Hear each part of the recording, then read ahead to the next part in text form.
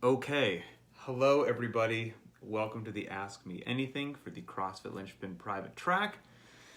Today is January 21st. As always, I've reviewed the questions. There's a ton of them, they're fantastic. There's two or three that are all interrelated, and I'm going to focus on those two or three because I think it's going to take a while. So, as I said, I hope you packed a lunch. We are definitely going to be going down a rabbit hole or two. I'll try to be brief. I don't think I'm going to be successful. And as I said before, I did my little editing there just when I was talking to the private Facebook group by itself. Our youngest son, we thought he had COVID. Doesn't have it. We got him tested. He just has a wicked cold, which he was kind enough to pass on to me. So I'll be sucking on some cough drops and drinking some water to keep my voice good to go. Oh no, I just saw that my wife is watching. Now I'm nervous. Okay, here we go. So let's dive in. The three big questions that are all interconnected. One's from Patrick S., fantastic name by the way. Another one is from Eddie M., and the third and final one is from Jeremy D.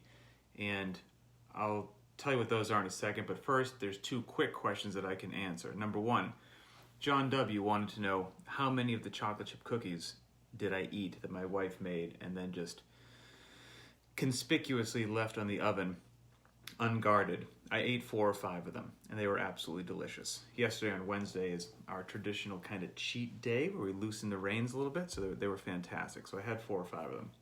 They were small. They were, in my defense, they were small.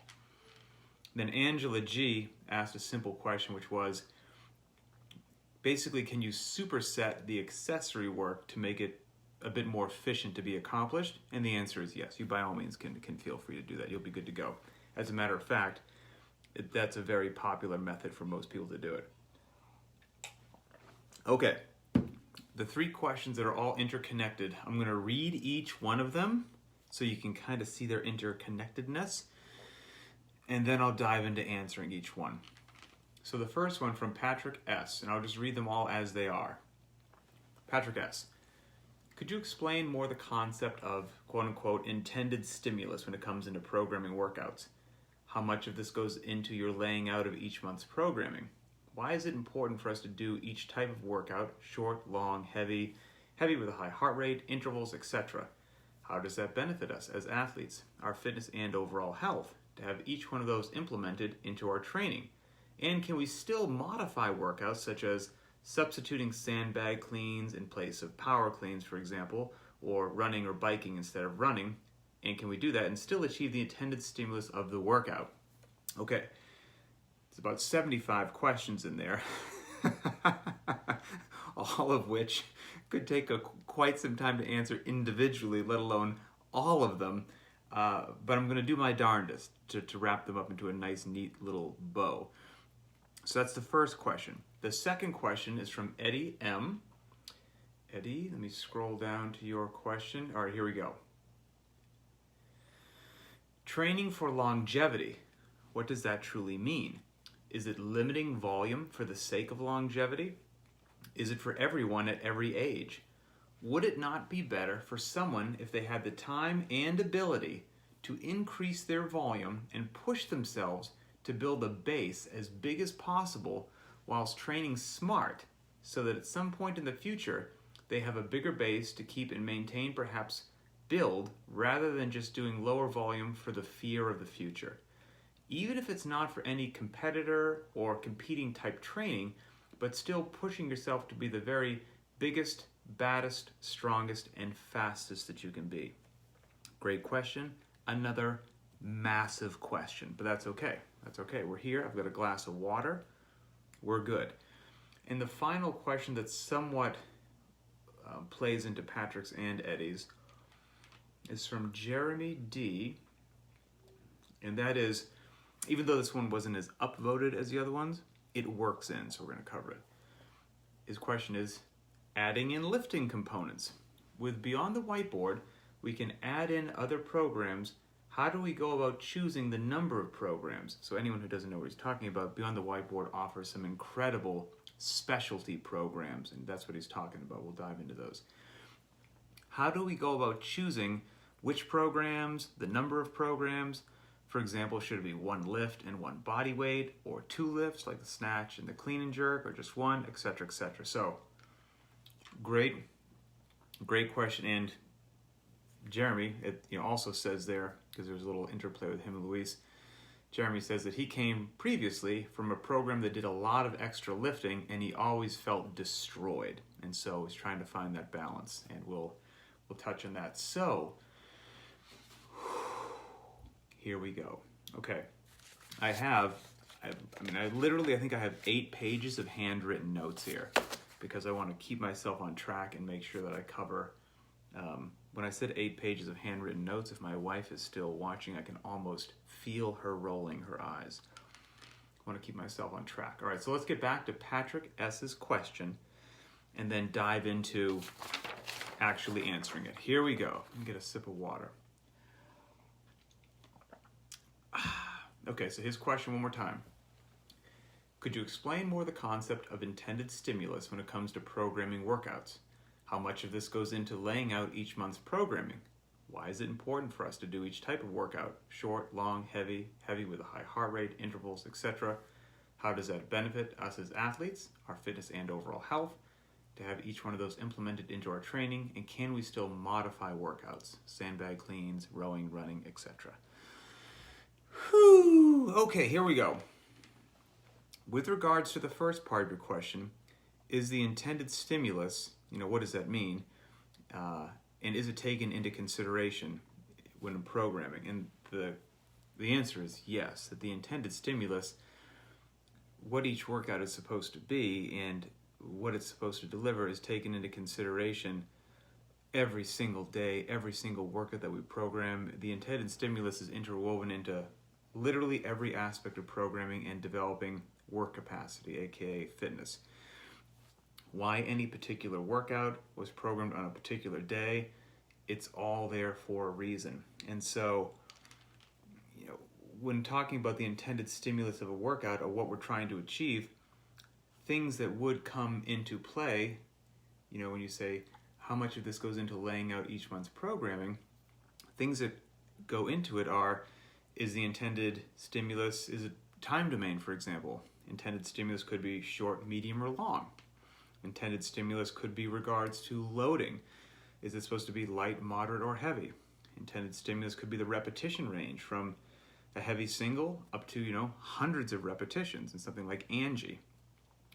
The intended stimulus takes into account modalities, be it gymnastics, body weight movements, monostructural. When we talk about that, we're talking about conditioning. Or the intended stimulus is weightlifting, moving external objects, be it barbells, sandbags, wall balls, kettlebells, whatever it happens to be. The intended stimulus of the workout could have something to do with interference. Do we want a workout that has a low level of interference, such as Fran, thrusters and pull-ups? I know it stings, but it has a low level of interference, all things considered. Does it have a moderate level of interference? Does it have a high level of interference? High level of interference would be something like JT. You've got handstand push-ups, ring dips, and regular push-ups. Interference through the roof. That's the intended stimulus, though. That's why it was programmed that way. You could be talking about, from a programming standpoint, energy systems of phosphagen, glycolytic, aerobic, of course, bearing in mind that very, very rarely is the body ever operating in isolation when it comes to those energy systems. It could be how we move our body or how we're moving the object. So are we pulling from the ground? Are we pulling towards our body in such as a bent over row or a ring row? Are we pulling from above, something like a pull-up or a rope climb? Are we pushing overhead? Your push press, your shoulder press, thruster ends in a press overhead, but of course there's leg drive there. Is it a handstand push-up where you're pressing but you're inverted? Are you pushing away from your body in such as something like a bench press or a push-up? Pushing down in something like a ring dip? Are you going below parallel in some sort of a squat? Are you staying above parallel? Are you hinging at the hip? All of these things are not just happening willy-nilly, right? They're being chosen and selected to deliver what is required on that particular day, when taken into account everything that you did the day before and the day before that and the week before, and where you're going with tomorrow's workout and next week's workout, etc., etc. None of those just, all those things that I just spoke about there, and there's more.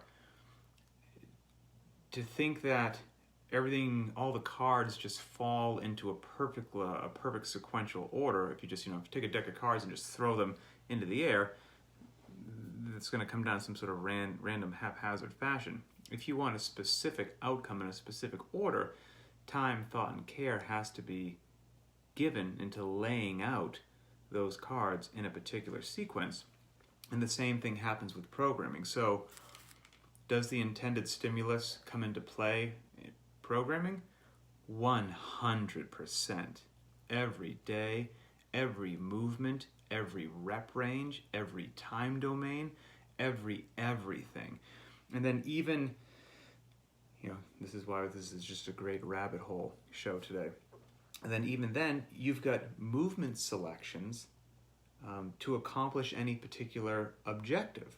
And all of those will be chosen or not chosen for a particular reason that is all related to the intended stimulus. An example of that is, one of the ways in which we can move our body or an external object is below parallel.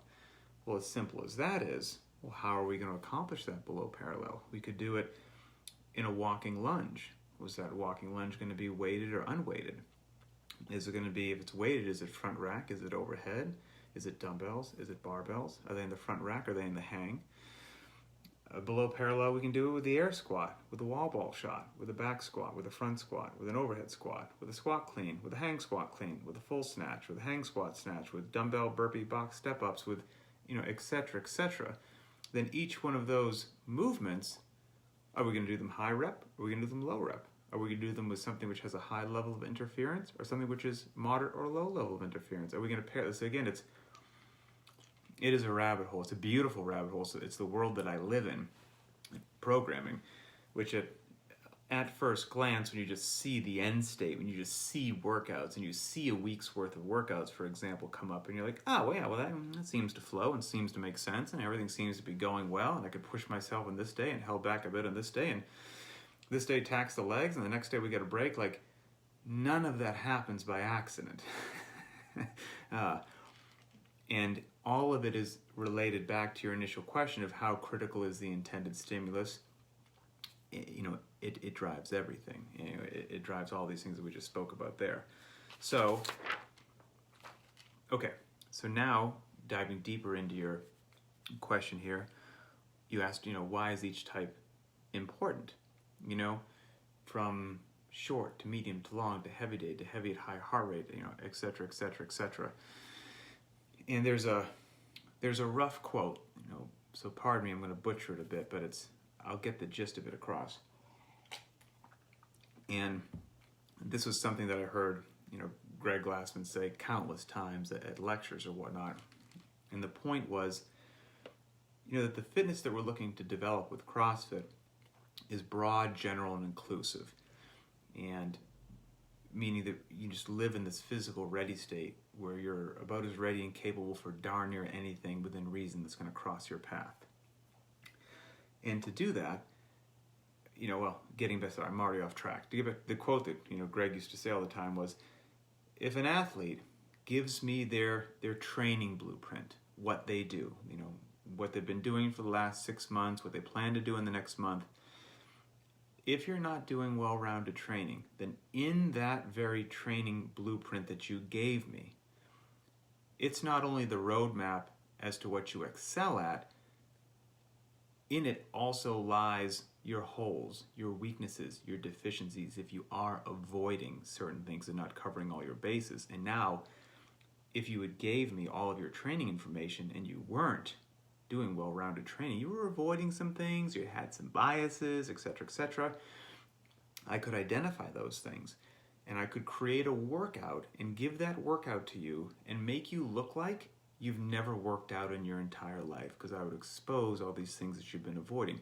Even though you're hitting the gym hard, training every single solitary day, you would look like you weren't. You would look foolish. That's what happens if you're not doing GPP, general physical preparedness, if you're not trying to increase your work capacity across broad time and modal domains. We want to avoid this. And we want to avoid this by having you as prepared for darn near anything, whether it's short, whether it's long, whether it's moderate, whether it's heavy, whether it's light, whether it's single modality, whether it's mixed modality, whether it's overhead, whether it's pulling from the ground, anaerobic, aerobic. We want to expose our athletes to this in training so that they have that capacity when something pops up in the real world. And again, that's a lot of stuff to juggle, and you want to do that in a ideally, in a beautifully balanced manner that stresses the athlete, or you have to stress the athlete, you have to stress the system to get an adaptation, that stresses the athlete just enough that they benefit from it, but yet not so much that they break down. And you don't want to under-stress them, if that's a proper phraseology for that, in which they don't get the adaptation. And then you also want to give them enough recovery and breaks so that there's this wonderful, nice, steady, gentle, upward progression of capacity. That's the goal.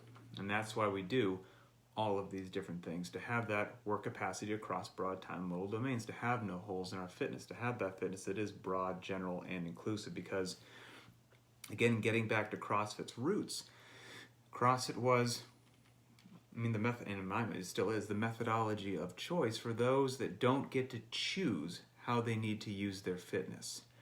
If you are in the NFL, you get to choose how you're going to use your fitness. You can look at Lord knows how many games, identify the average length of a play that you'll be on the field, and there's a specificity there, a known variable, and you can work around that.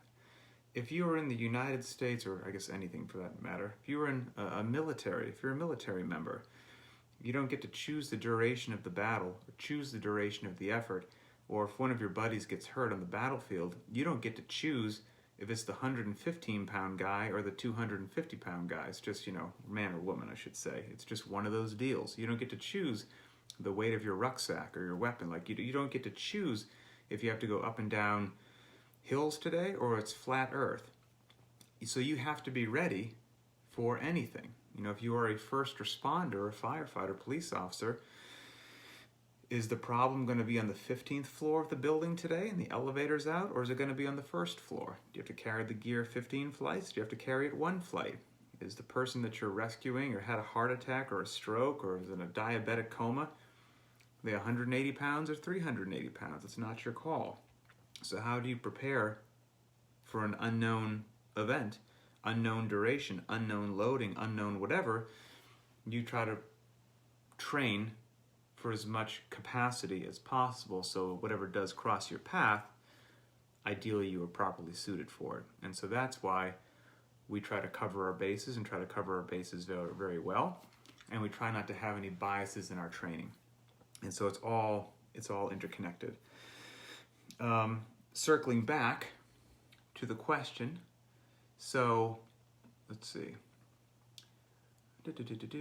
Oh, it's okay. So can we still modify workouts? Absolutely, right? And your question was, can we still modify workouts? This is relating back to intended stimulus. For example, putting sandbag cleans in place of power cleans, or putting rowing or biking in place of running. Can we do that and still achieve the intended stimulus of the workout? Yes, yes, yes. And that's because if you understand the intended stimulus, it helps make those decisions easier. Okay, so for example, Fran, probably the most well-known CrossFit workout, 21-15-9, thrusters and pull-ups, 95-pound barbell for the gentlemen, 65-pound barbell for the women. The intended stimulus, getting back to the purpose of the question here, intended stimulus is Fran, it's short and sharp, right? We're looking for a, relatively speaking, short time domain, high intensity sort of a workout. We have moderate loading. If we start to learn how to identify these things in workouts, short time domain, high intensity. For a thruster, it's a moderate loading. It's a weightlifting movement paired with a gymnastics movement, so it's a couplet. We've got a below parallel barbell movement with leg drive that finishes with a press overhead. We have an upper body pull with a gymnastics pull with a pull-up, and all things considered, the weightlifting movement and the gymnastics movement are low interference with each other. If you understood those things about the workout, right? And then for whatever reason, if you had to modify it in some way, shape, or form, if you modified it in a way that preserved the intended stimulus of, relatively speaking, short time domain, high intensity, lower body is below parallel, and we've got a pull with the upper body, then you could probably say with some good degree of confidence that even though maybe you did something different, that you preserved the stimulus. You preserved the intended stimulus of the day. So if you weren't going to do Fran for whatever reason, maybe you tweaked your shoulder, couldn't go overhead. Okay, you're going to keep that 95-pound barbell, and your version, and you can't raise your hand overhead for a pull-up either. Your version of Fran is 21-15-9 of a 95-pound front squat and a ring row. Feet on the floor or feet in a box to make it harder. That's not Fran. But what you did is you preserved the stimulus, the intended stimulus of the workout. You did below parallel with the same loading, and you did a nice upper body pull. And so you're totally good to go. Different workout, preserve the intended stimulus. Maybe you could throw a push-up in there too, as long as it didn't hurt your shoulder. Still preserve the stimulus. Now, if you said, you know what? Can't go overhead, tweaked my shoulder. So, of course, you could also do a one-arm dumbbell thruster. I should throw that out there. And that's not Fran either, but you're still preserving the stimulus. Now, if you said, you know what, can't go overhead today, right shoulder's a bit grouchy, I'm going to go for a 5K run. First of all, I've never heard a CrossFitter voluntarily go for a 5K run unless threatened to do so at gunpoint. But if you did that, yes, you got in a workout, good for you, that's fantastic. Totally different stimulus. Wildly different stimulus. Different intensity, different time domain, not below parallel, no weightlifting involved. Totally different stimulus. So yes, you worked out, but you missed the intended stimulus. Or if you're like, you know what, got that pesky right shoulder, can't go overhead. Love me some deadlifts. Gonna pull me a 5x5 deadlift. You did a fantastic functional movement. A head-to-toe strength builder, a great movement. Swing and a miss on the intended stimulus. So, again, the more that you kind of understand the what and the why that we've got going on, if you do need to modify something, you can. And so with that being said, if the workout has a power clean in it, and you've got a sandbag and you want to do sandbag ground to shoulder, yeah, you're right there with the intended stimulus. You're fantastic, right? I mean, you're pulling from the ground, you're throwing it over your shoulder, you're good to go. Even though it's a little bit different, you're fine. Now, the running, becoming biking, or rowing is a slightly different topic. See, we've already been going about 22, 23 minutes in this one question. I told you that today was a rabbit hole kind of a day, and that's why we're only handling a couple questions. So the running is a bit different because it just depends upon what it's paired with. Now, yes, running, biking, and rowing are all falling into that same modality category of monostructural, right, of conditioning. So you're in the same ballpark there, which is great. Okay, so in general, yes. In general, the answer is yes. You could substitute those and preserve the stimulus. But you're most likely going to change it a bit, and it is what it is. Sometimes life forces you to modify a workout a bit, and that's okay. The sky's not going to fall. You're going to be all right. Maybe you live up here in the great state of Washington, the Pacific Northwest, where it just rains 364 days out of the year, and you're sick of it, you're over it, and you're like, you know what? I am not going outside for another soggy, wet run. I don't care that it's Helen. Helen's supposed to be a 400-meter run. I hate this rain. I'm going to do it on the bike, or I'm going to do it on the rower. That's okay. You know, if that's how you're feeling, you still got in a great functional movement, still doing the workout, life's good. But depending upon what else was in the workout, you just may have changed it in a bit. You know, what if the workout was a couplet of running and power cleans? Just that simple.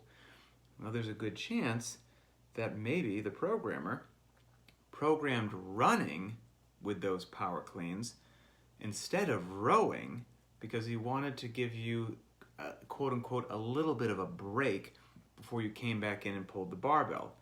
And so now, if you go from power cleaning to rowing, yes, rowing is not a loaded movement with weight like the power clean, but you can see the two movement patterns are profoundly similar, and you're not quite getting the break that was intentionally put in there when it was programmed as running.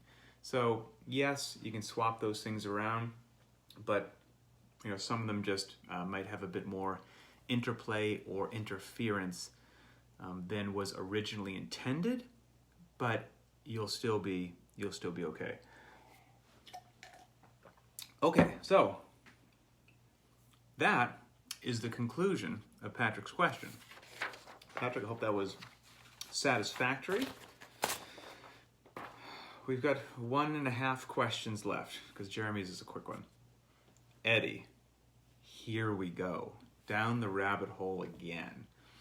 Let me read your question aloud to the class, and then we will dive in. Okay, so here was Eddie's original question. I see Patrick, thank you. You're more than welcome.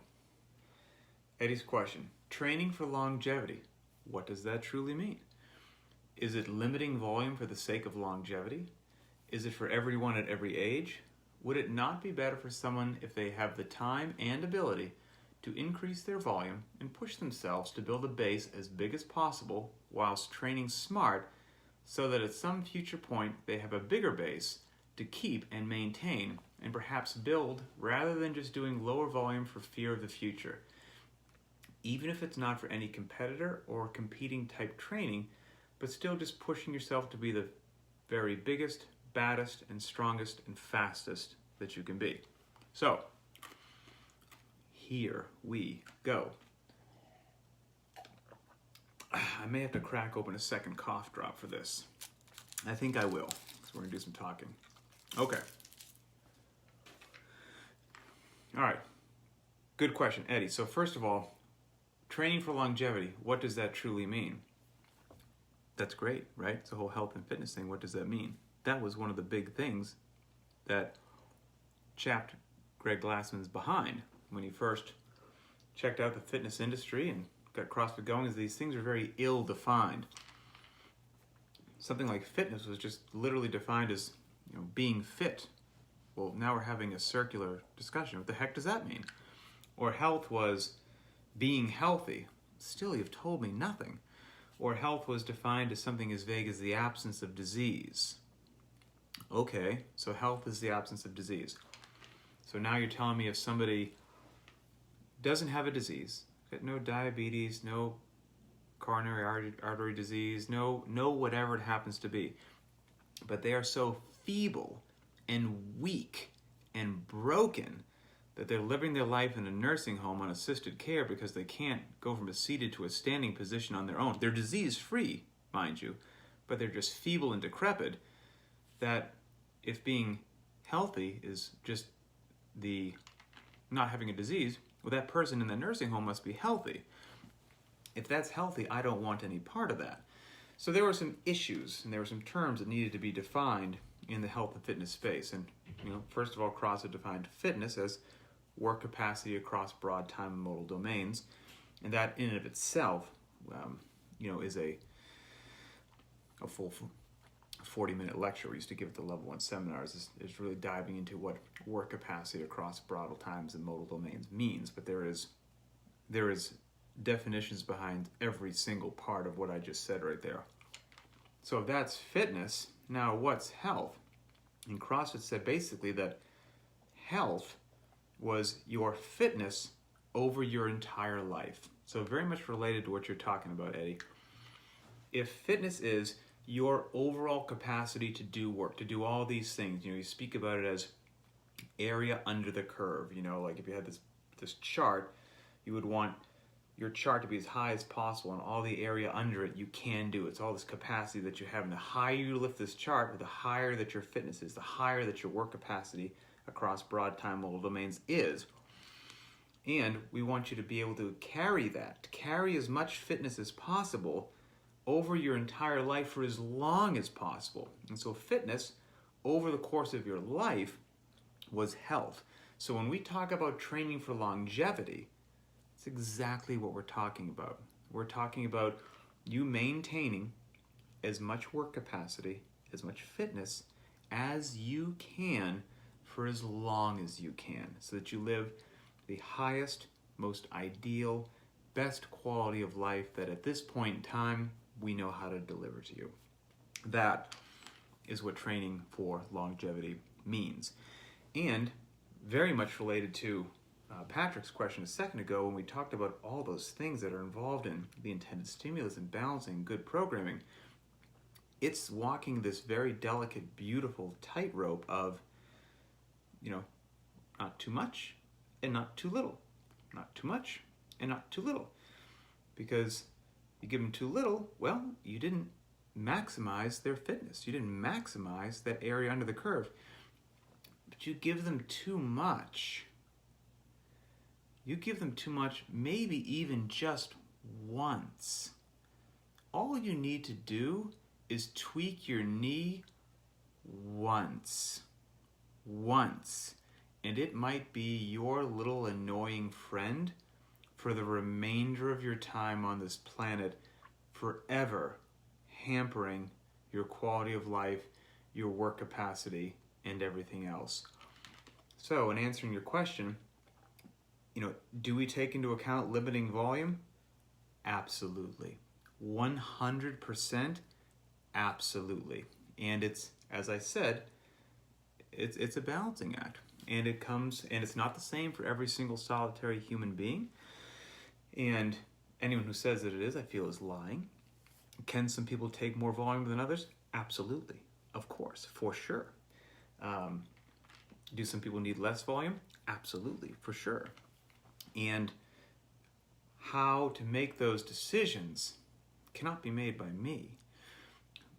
I am in my best role, ideally serving everyone out there in the community by just in a, brutal's not the word for it, but brutally honest, utterly transparent and authentic manner, just relaying what I have learned and experienced and being as transparent as I can about that, arming everyone with information that ideally they can take that information and then make whatever they feel are the best decisions for themselves with that. And that's why we have all these talks about scaling and loading and intended stimulus and what are your goals, and therefore you can remove your ego and be smart and train for longevity and all these good things. Okay, all right, here we go. So, part of your question was, is that limiting volume for the sake of longevity? Short answer, yes. I can maybe paint the answer as to why that's yes with an extreme example, admitting in the same phrase that it's an extreme example. Okay, if more is better, go squat continuously for 6 hours, followed by running continuously for 6 hours, and do that a bunch over the course of the upcoming weeks and months. That's obviously preposterous and stupid, right? And so you're like, well, no, that's obviously too much. So all that does is establish a baseline that there is such a thing as too much, for sure. Now the question becomes, how do you know where that boundary is for you or your friend or the next athlete that walks in the door? And that is the $1 million question. And that is the tough one, but it's possible to find out where that line is. And we're going to try to help paint this picture a little bit. So, okay.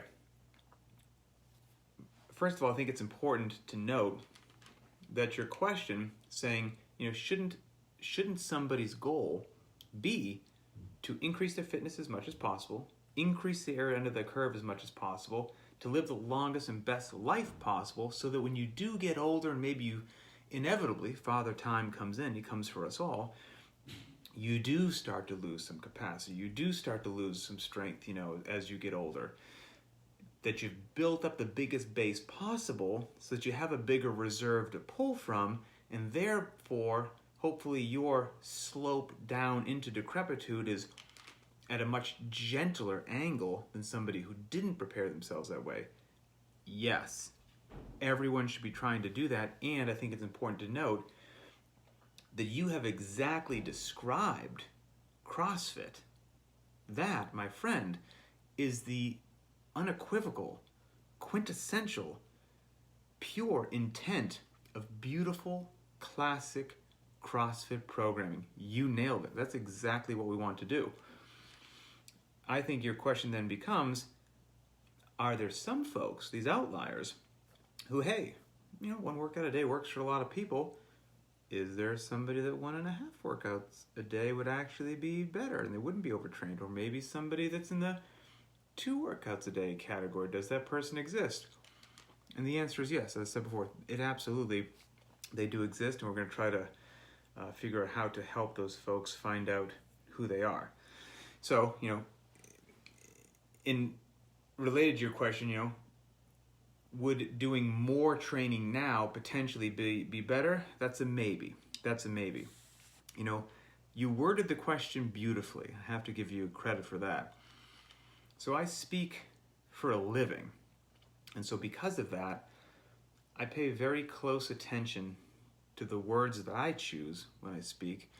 And I read very carefully the words in any question that somebody writes, or if they're saying to me, the words that they choose, I pay attention to them. You chose your words beautifully. You chose your words in a way that it's almost impossible for me to give you the answer no. So, and I don't know if you did that intentionally or not, but here are some of the good words in your question. Let's see. Would it not be better for someone, if they had the time and ability to increase their volume? So let's start right there. If, that's a big if. They had the time and the ability. That right there is a rare human being that's just got a bunch of extra free time. And then even if you're lucky enough to have the free time, the ability is an entirely different ball of wax. And you might be the person, and there are people out there that have both the time and the ability. But it is my humble opinion that most people feel that they have the ability to do a bit more, but that's not how it actually pans out. And maybe it pans out that way for a short time, for a week, 2 weeks, 3 weeks, or even a couple months. But then it catches up with you in some way, shape, or form.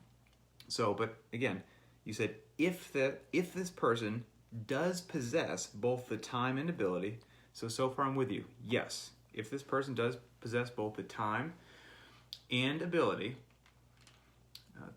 to increase their volume and push themselves to build a base as big as possible whilst training smart. Also, very, very key word you use there. So you've got a person, which is this wonderful person that has both the time and the ability to handle increased training volume or intensity. And, of course, if they choose something which is smart, will that help them in their overall? So the answer to that question is yes. You've got the person who is that individual that has the time, they've got the ability, they're doing things smart. That's a great place to be. That's a great start. If you are that person, yes, the answer is yes. So, it's tough to define what some of those are. So yes, there are some people that could do it and do it correctly, of course. Here's my only caveat to that. It has been my opinion and experience that the group of people that you just described that have both the time, the ability, and then do it wisely is a much smaller cohort of people than anybody wants to admit, okay? It's kind of like, to use a stock market analogy, hopefully this doesn't ruffle anybody's feathers, but most people that are like, I'm going to buy this much Tesla, a little bit of Bitcoin here, and I'm going to beat the market, versus doing something boring like you purchase an index fund that covers the entire stock market. Like, I'm going to beat the market. Everyone thinks they're going to beat the market. Some people do. Most people do not. And again, I'm not trying to deflate anything there, but just I have seen more people not respond well to more volume than I have seen people respond well. And that statement does not mean that I haven't seen people respond well. I absolutely have, but that group of people is a speck compared to the other one. However, to be completely honest and fair and open-minded, you could very well be in that smaller group of people that would respond beautifully. Absolutely, that is a distinct possibility, and I am open-minded to that possibility. Let's see. I think that, but again, for most people, even serious athletes, one workout a day, training with intensity, relatively speaking, of course, is plenty. And I'm just remember that old Tommy Hackenbrook quote. Who went to the games for many years as both an individual and as part of a team. That he said something along the lines of, most people don't need a harder workout. They need to go harder in their workout. And I wholeheartedly believe that. And that harkens back to classic CrossFit programming. That harkens back to intensity over volume and things of that nature, in a beautiful balance, of course. But like I said, not everyone falls into this category. I mean, for example, I'm married to somebody that is one of these outliers. The outliers do exist. These people that can take more volume, can take more loading, and don't get run down from it. They excel. My wife went to the games in 2013 and 2014, not a sponsored athlete. She trained for that while raising 2 children and while having a 40-hour-a-week job. She's a bizarre, wonderful, and unique individual, and most people are not like that. Those are the people that we watch on TV. However, getting back to your question, you could be one of the people that would respond well to more volume. I don't think most people are, but it's possible. And quite frankly, this question has come up a bunch in the Linchpin group. Somebody will post it every now and then on the Facebook page, and then it becomes readily apparent and obvious that we've got a tremendous amount of people as part of the Linchpin community that lived this life for a while of doing more, whatever that happened to be, and it did not bear the fruit that they hoped that it would. It did not produce the results that they hoped that it would. As a matter of fact, quite the opposite. And now they have reduced their overall volume, doing the 1 workout a day, bringing the intensity, and everything is moving in a better, happier, more positive direction. And then, if somebody does, am I getting ahead of myself here? Let's see. If somebody does want a little something extra, again, the accessory work is there, right? And as I always say, that accessory work is optional, and I mean that. It's a significant dose. It's not just this little casual thing you do on the side. But again, if you are one of the people that would benefit from more volume, if you're doing the workout of the day and the accessory work, and still curious if you want to go down the road to a bit more, well, then maybe we got to do a little bit of experimenting, and that's okay. I'm all for that. So we kind of get into the conversation of need versus want, which we've chatted before. Chances are that you do not need to do any more working out to achieve your goals of being fit for life and longevity, and military, first responder, GPP for sport, whatever it happens to be. But that's boring. You don't want to live in a world where you just do what you need. You have wants also. So maybe even if you think that maybe you don't need to work out more, maybe you want to, or maybe you just want to experiment and see what will happen. Green light. That is a wonderful freedom which we all possess, and I encourage it. Experimentation, fantastic, go for it, and that's 100% okay. Here's how I would approach it or attack it. So I use an ice cream analogy, because ice cream is who doesn't like an ice cream analogy? I make homemade ice cream. A lot of the recipes for homemade ice cream, they start with a sweet cream base, which, by the way, you could just have a bowl of that and it's delicious. But the sweet cream base is the foundation from which then you can experiment with all these crazy, more complicated, more exotic ice cream recipes and see if you hit one out of the park or see if you go down a road that you really like. Your sweet cream base, if you will, is your GPP base, your general physical preparedness base, your fitness, your work capacity across broad time modal domains, what we do day in and day out at CrossFit Linchpin. Classic, effective, beautiful, elegant CrossFit. Really all that most people will ever need. But then maybe you don't just want that. You want to do a bit more. So, okay. So you're going to do a bit of extra training, no problem. On top of that base, on top of that GPP base, if you really want to train to try to get, you want to get that planche, you want to get that 2-minute L-sit, you want to get 30 strict pull-ups, you really want to get your 800-meter run down below 2 minutes and 20 seconds. You want to get that 2-minute open room freestanding handstand. You want to get the 100 burpees in 5 minutes. Absolutely. You can layer on some extra training and go for it. I don't know if anybody caught that. I say that hopefully we're all friends and I can joke a little bit. I say that tongue in cheek because all those things that I just mentioned, none of them had a barbell in them, right? And when most people, and Eddie, I'm not saying this to you, but when most people say that they want to train extra, they're not talking about what I just mentioned. They're not talking about 30 strict pull-ups, a 2-minute L-sit, or a sub 2-minute 20-second 800-meter.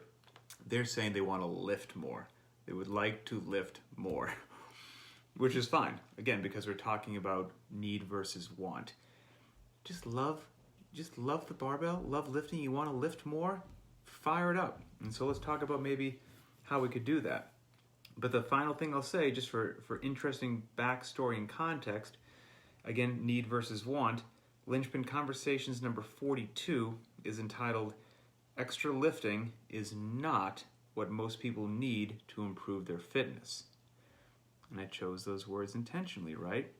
Extra lifting is not what most people need. Notice how I didn't say want. Need to improve their fitness. So once again, if you just want to do it for the sake of experimentation, want to do it to see what will happen to your overall fitness, or want to do it just because you absolutely enjoy it, you have my unconditional, fantastic blessing, and I wish you nothing but the best. Okay, so now, how should you go about it? This is when we tie in the final question from Jeremy D. And I will read Jeremy's question here. See, I told you this was all interconnected. Jeremy's question. Adding in lifting components. With Beyond the Whiteboard, we can add in other specialty programs. How do we go about choosing the number of programs? For example, should we do one lift and one body weight movement, like clean and jerk, etc., etc.?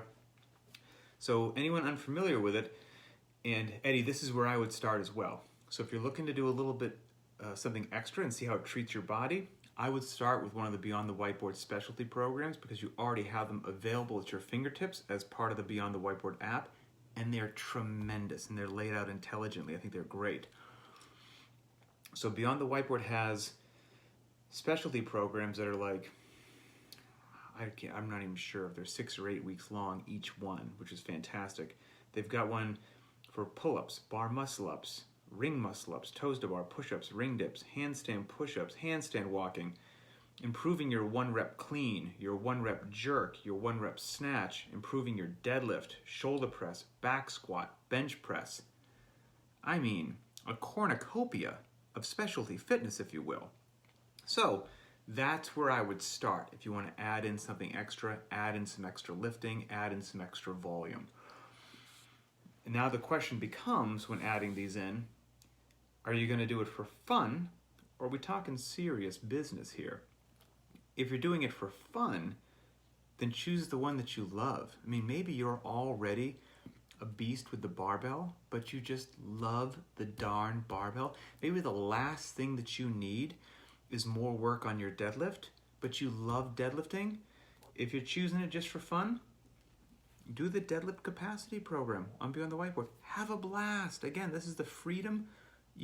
This is your freedom. Enjoy it. So you can choose it for fun, just because you love it, out of passion. Now we're talking serious business. You want to potentially improve your overall fitness. Then what you should do, in my humble opinion, remove your ego, make an honest identification of your strengths and your weaknesses, identify those areas that you feel that you're deficient in, and in the CrossFit methodology, increasing those areas of deficiency will overall raise that work capacity, then added time on your strengths. So spending time on deficiencies is absolutely mission critical. So maybe you look at that list, you identify which one of those is one of your larger deficiencies, and that's the one that you choose first. So it just depends upon whether you want to do one for fun, out of pure enjoyment, or the serious business of maybe trying to improve your overall fitness. I would recommend, getting back to Jeremy's question, starting with just one at a time, because you don't know how you're going to respond to this increased volume, especially depending upon whether or not you're doing the accessory work in addition to the workout of the day. I mean, now we're starting to talk about a fair amount of volume. So I would start with just one, period, end of story. If it gets to the point where you're doing more than one and you've identified that you can handle that, you really listen to your body and you're feeling good, then I would do much like you said, Jeremy. I would choose one barbell one and one body weight one. So at least you have, to some degree, depending upon what you choose, lesser interference and loading, etc., than had you chosen two barbell ones or two body weight ones at the same time. And we've somehow been going about 55 minutes. I told you, rabbit hole central today. That is the conclusion of Jeremy's question, but I'll end with this.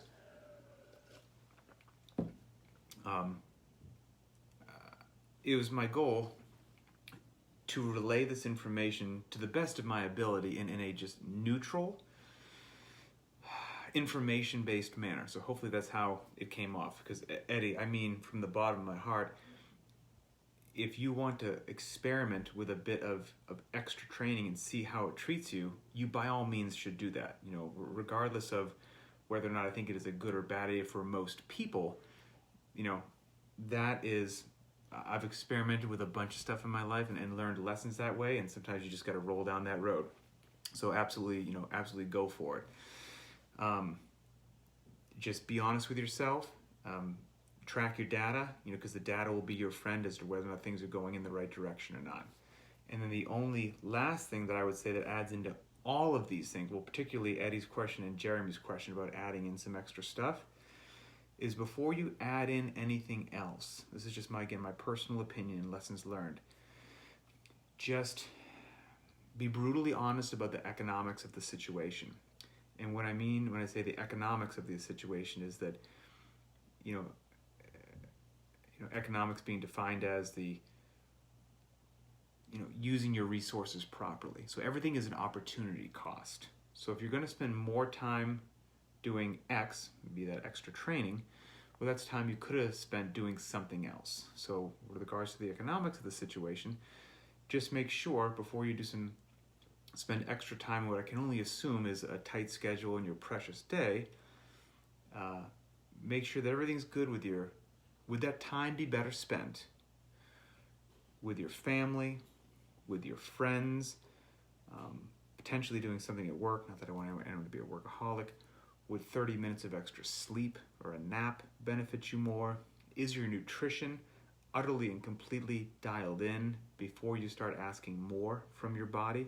Is your recovery absolutely, unequivocally on point? Once again, before you start asking more of your body, could that 30 minutes be spent on personal development, whatever it happens to be? And I offer all of those suggestions without judgment, 100% without judgment.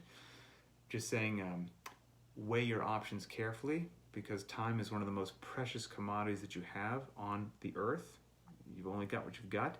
And so how you spend it is absolutely critically important. And if that analysis is done, and again, getting back to want and need, and you just want to do more working out, by all means get after it. By all means. And I wish you nothing but the best. So, wow. That's it. I'm exhausted. All right, well, we normally end with a few Linchpin shout-outs. You know what? I was almost going to say, let's save them, but those don't take long. So let's end with a few Linchpin shout-outs. I can't believe that I almost didn't do that. I'm ashamed of myself. Okay. Just got 5 here. It won't take long to get through them. Here we go. Let's see. I entitled this one Strong Back and Posterior Chain. Let's see. This is from Karn. So proud of myself on the Saturday morning. When we got started with the Linchpin programming, I noticed there were a lot of glute bridges and back extensions in the warm-ups. I went along with it. And a few months later, I noticed the positive effects on my low back, was able to PR my stiff-legged deadlifts and Bulgarian squats. Yes, awesome to hear that. Nick Harris, I entitled this one Sprints. I can't tell you what this means, he says, with an exclamation point. I was so unfit back in November that I had to walk and run when doing a 200-meter distance. So I put this workout, so we had a workout that came up recently that had sprints in it. I put this workout off earlier in the week because I didn't believe I could finish it, but today I did and I pushed it hard. Such a big personal goal to be able to do sprints again. Thanks to everyone, Linchpin program in the community for continuing to inspire me. Very cool, and do things that he says he used to think was out of reach. Nick M., my friend up there in Canada. Nick is a great example of intelligent scaling and modifications and removing of ego. And if you're in the Facebook group, Nick's probably one of the most over-the-top positive people that we have in there. He had some sort of bad knee, lingering knee thing from something he did previously. I'm not sure what it was, but had to work around it and avoid the barbell for a while. And it was curious as what they would do with his overall fitness. And we had this conversation of there is something there about, work on your weaknesses. Use this time to work on your weaknesses, do some wonderful variants, and you'll be surprised at the benefits of it. So recently, he's been able to have the barbell back in his hands, some clean and jerks, and he says he got a 20-pound PR on his 3-rep max touch and go. Not even sure how that was possible. So congrats to Nick for doing the right thing for his body. Okay, Teresa, this post was absolutely fantastic. And so she says, in the past year, she has lost 60 pounds and she's not done losing. During that time, she wanted to not just lose weight, she says, but I also wanted to be strong, healthy, and fit. In October, I started CrossFit with my friend in her home gym. Of course, we follow Linchpin programming. And when I began, keep in mind I'm 45 years old, I couldn't even hang from the pull-up bar for 10 seconds. Now I can do two strict pulls with some bands, I can do kip swings, and I'm on my way to doing knees to elbows. I'm telling you this as a reference so you can understand what my limitations were when I first started. I was a complete CrossFit newbie with very little upper body strength. One of my goals this year was to be able to kick up into a handstand against the wall unassisted. Last night in our accessory work, we did wall walks. I'm pretty proud of this video. Before last night, I was lucky to be able to even get within 2 feet of the wall. I know my form needs some work, but my friend is a coach and she's helping me along. Long story short, Teresa posted this video of her doing an awesome wall walk. So huge progress, huge congratulations, down 60 pounds, absolutely fantastic. And then finally, congrats to Daryl H. He says, as if I needed any more convincing to trust the programming, I just added 20 kilograms to my 5-rep max clean pull. So very cool. Congrats, everybody. Keep up the good work. Keep treating each other with kindness. Keep having fun. And we will all march forward happy and healthy into training for life. So have a good day, and we will talk later.